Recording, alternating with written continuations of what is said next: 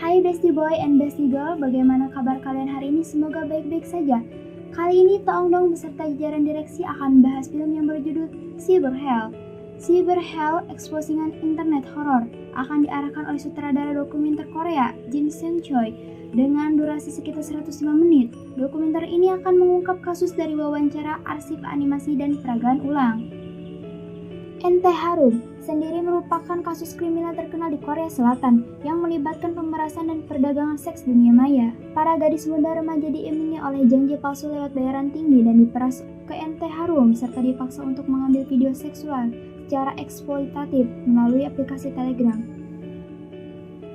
Kasus tersebut telah terjadi sejak tahun 2018 hingga 2020 dan dikenal sebagai kejahatan seks dunia maya terburuk di Korea Selatan. Terdakwa menghasilkan banyak uang dan dibayar secara anonim dalam cryptocurrency. Kasus langka, rumit, dan besar ini melibatkan sekitar 100 korban lebih dengan informasi yang dirahasiakan. Sempat menghebohkan Korea, ada banyak pihak yang mencoba untuk menyelesaikan kasus tersebut. Seorang jurnalis berita dari media The Haenyore yang bernama Kim Won yang sedang menikmati hari minggunya bersama keluarga. Sesaat memikirkan untuk materi artikel yang akan dia tulis untuk pekan depan, kemudian ia mendapat telepon dari orang kantor untuk meriksa email yang berisi pelaporan informasi tentang penyebaran pornografi di Telegram. Namun Kim agak sedikit ragu tentang artikel ini, di mana keraguan itu muncul karena isu seperti ini sudah terjadi dari puluhan tahun lalu. Kim mendapat informasi dari seorang informan yang menyebutkan bahwa siswa bernama Park Chan-soo, siswa kelas 2 SMA di sekolah bahasa asing, mengunggah 3 lampiran video pornografi anak di ruang obrolan Telegram dengan pengikut sekitar 9.000 anggota, bahkan hingga data pribadinya seperti alamat ikut disebar. Salah satu alasan Kim membuat artikel kasus ini karena dia merasa ini kasus yang berbeda karena pelaku berasal dari sekolah dengan reputasi baik, maka bisa dikatakan siswa ini berprestasi. Kim berpikir pada dasarnya seperti halnya kasus serupa, jika berita sudah dirilis maka 1-2 hari pelaku akan ditangkap. Tapi ternyata dia salah. Kim mendapat notif email yang menyatakan kalau data pribadi Kim bocor dan tersebar di Telegram. Kim berpikir mungkin data itu mereka ambil dari website karena di website banyak serta sudah mudah diakses. Tapi ternyata video pribadi dia yang berada di ponsel sewaktu bermain dengan keluarganya juga ikut disebarluaskan. Tak sendiri, Kim juga bersama teman seprofesinya yang bernama Yoon-soo. Yoon-soo bergabung dengan Won berdasarkan hasil dari rapat di timnya. Yoon-soo sendiri sebenarnya tidak berminat ikut serta dalam kasus ini karena ia sedikit was-was setelah melihat data pribadi Kim yang bocor. Ia merasa khawatir jika dirinya bernasib sama seperti Kim. Di satu sisi, Kim penasaran dengan kasus ini. Dia berpikir jika Kim Won reporter yang kompeten di bidangnya, jadi dia akan mengikuti apa yang diperintahkan Kim Won saja. Hal yang menjadi perhatian khusus dari Yoon-soo adalah di mana pelaku mengirimkan foto dan video di depan dan sekitar rumah para korbannya, sehingga para korban merasa takut dan menuruti permintaan si pelaku.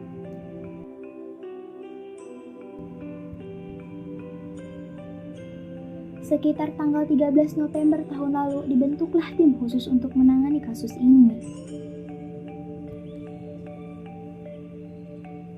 Informasi yang diterima Kim dari beberapa orang yang mengirim surel bahwa ruangan yang Kim bahas belum apa-apa dibanding ruangan Baksa yang menjadi pusat awal konten asusila diproduksi dan disebarluaskan.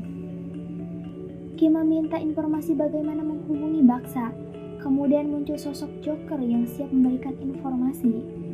Kim menghubungi Joker dan sepakat untuk melakukan pertemuan stasiun metro berlokasi di Daegu. Yeon dan Kim sangat berhati-hati karena takut mereka salah satu dari orang Baksa yang akan berniat jahat kepada mereka. Mereka juga memberikan warna pakaian yang akan ia pakai dalam pertemuan. Mereka bertemu di exit stasiun Banwaldang. Joker bilang akan menemuinya menggunakan jaket putih tebal, sedangkan Kim Won memakai jaket abu-abu yang padahal dia menggunakan jaket hitam. Berbohong demi keamanan tidak apa-apa, asal jangan kau COD. Seperti ini ya bestie ya. Kim berpesan pada Yoon-soo jika sesuatu terjadi padanya, dia minta Yoon-soo tetap menjaga jarak dan tetap mengamati dari kejauhan. Joker menjelaskan Baksa dalam Telegram adalah sosok bak dewa. Joker mengetahui semua ini dari kenalannya yang menjadi korban Baksa. Dia menceritakan kepada Joker tentang apa yang dia alami, yang membuat Joker penasaran dan coba gabung di Telegram Baksa.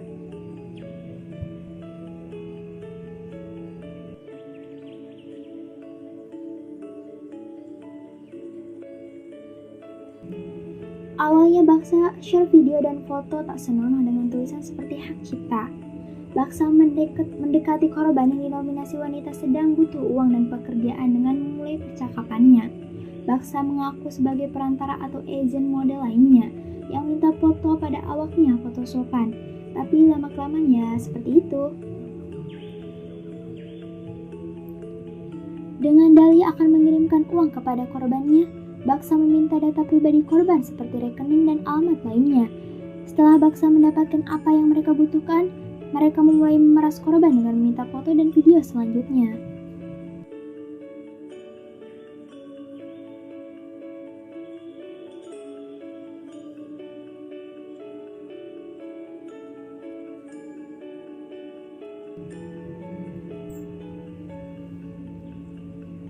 Choi menjelaskan kalau beberapa video berisi di mana para gadis muda dipaksa tersenyum sambil menjelati ubin WC umum. Tidak seperti video pada umumnya, di sini para wanita dipaksa melakukan misi dan jika tidak berhasil bahkan menolaknya, dia akan dilecehkan oleh anggota grup lainnya. Bahkan jika masih terus menolak, Baksa akan mengundang orang lain untuk melecehkannya bersama-sama.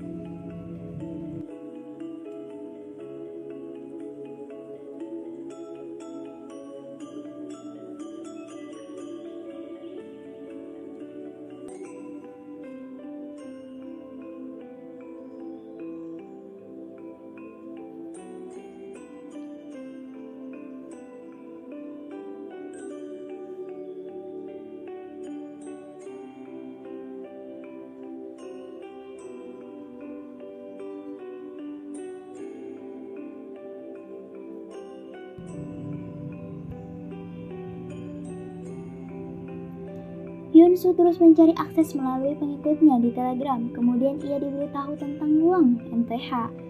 Ruangan itu dikelola oleh akun bernama Goodwood yang jauh lebih dahulu dibanding dengan Baksa.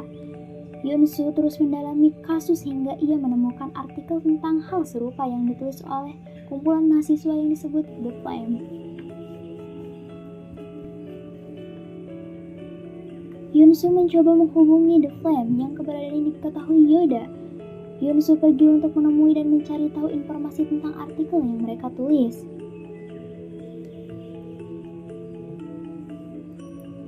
Informasi dari The Flame. Disingkat saja ya, dari The Flame Yunsu mendapatkan informasi tentang bagaimana dia bisa masuk dan mencari informasi tentang pelecehan seksual yang terjadi di ruangan NTH.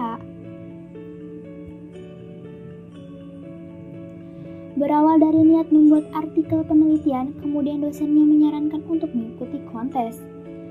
The Flame menelusuri berbagai kata kunci hingga dia menemukan situs Afsnov, situs pintu masuk ruang obrolan NTH pada Juli 2019 yang dikelola oleh Watchman.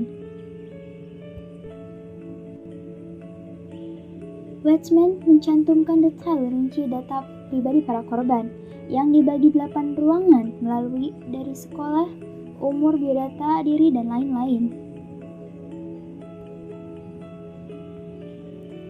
Setelah menunggu sekurangnya 5 jam, ada seseorang yang menginformasikan jika profil dirubah menjadi anime, maka dia akan dikirimi link ruangan obrolan NTH. The Flame mengikuti arahan dan mendapatkan link tersebut.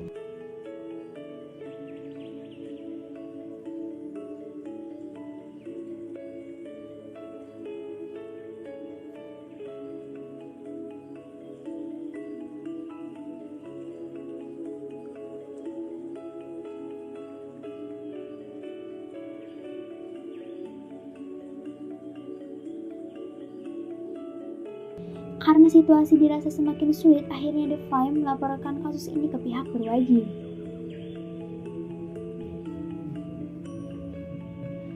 Polisi menyarankan agar The Flame tetap berada di dalam ruangan obrolan dan mencari informasi kemudian dikirim kepada polisi sebagai bahan untuk proses penyelidikan.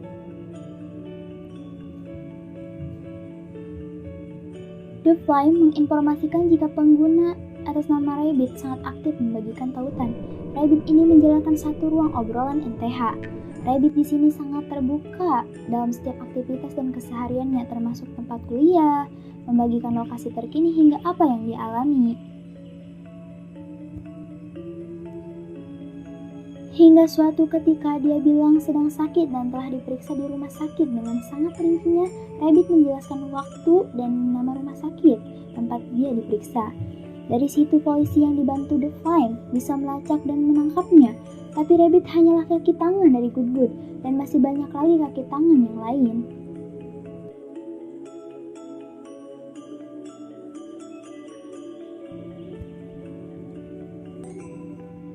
Banyak orang penasaran dengan sosok Good.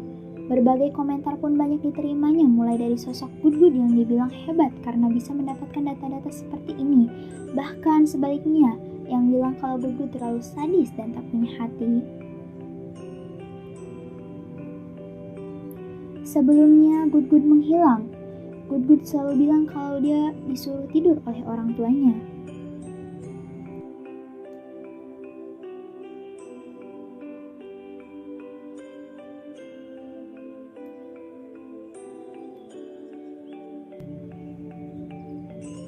Artikel pun dicetak dalam bentuk surat kabar atau koran.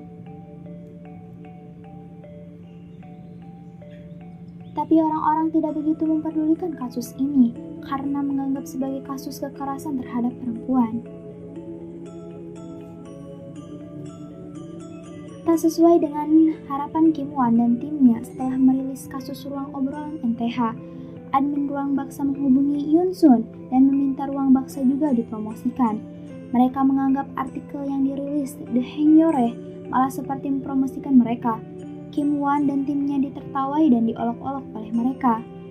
Pengunjung grup mereka pun malah bertambah karena artikel yang The Haenyore promosikan.